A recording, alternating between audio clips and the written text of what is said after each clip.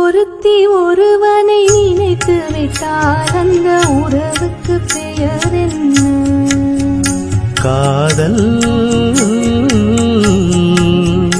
அந்த ஒருவன் ஒருத்தியை மணந்து கொண்டால் அந்த உரிமைக்கு பெயர் என்ன?